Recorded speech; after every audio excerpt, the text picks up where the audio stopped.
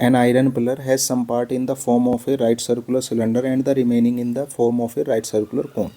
कोई हमारे पास iron pillar है, आयरन पिलर मतलब एक आयरन का खंभा है, उसका कुछ भाग तो है सिलेंड्रिकल फॉर्म में और कुछ भाग है कॉनिकल फॉर्म में। ये इसने कहा है, इस तरह का है कुछ, ठीक है।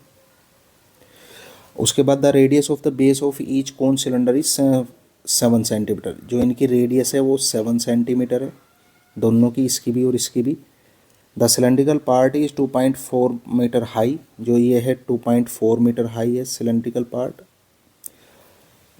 And the conical part is 36 centimetre. इसकी जो हाइट है 36 सेंटीमीटर है।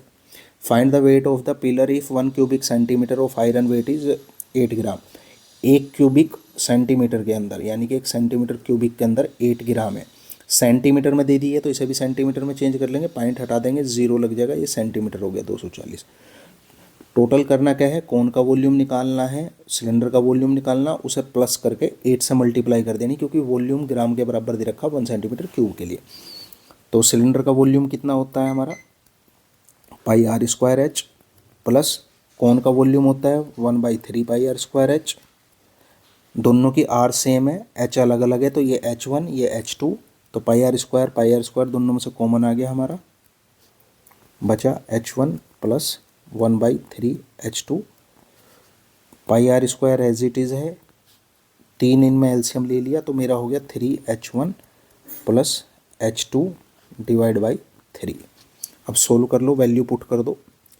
22/7, आर है 7 तो 7 इंटू 7, 3H1 है मेरा, H1 क्या था हमारा सिलेंडर का, तो H1 है 240 प्लस H2 है मेरी 36, डिवाइड में है 3। 7 से 7 डिवाइड हो गया, 22 इंटू 7, 3 की 24 में करी है, ये हो गया 3 4 जा 12, 3 2 जा 72, यानी कि ये हुआ 720 प्लस 36 डिवाइड बाई 3। 22 इंटू 7 और ये हो गया 756 डिवाइड बाई 3। ये 3 से कट जाएगा क्या, 6 बज गया, बिल्कुल कट जाएगा। 3 2 जा 6, 3 5 जा 15 और 3 2 जा 6। अब मेरे पास जो मल्टीप्लिकेशन के लिए आए हैं उनकी मल्टीप्लाई कर लो। पहले इसकी कर लेते हैं, 12 की 7 में, 22 की 7 में करी तो ये हो गया 4154 इंटू 252। इसकी भी आपस में मल्टीप्लाई कर लो, 154 की 252 में मल्टीप्लाई करेंगे तो कितना हो गया, 2 4 जा 8, 2 5 जा 10 और 2 1 जा 2 यानी कि 3। और इसी तरह 5 की करेंगे, 5 4 जा 20, 5 5 जा 25, 7 और 5 1 जा 5 और 2 7।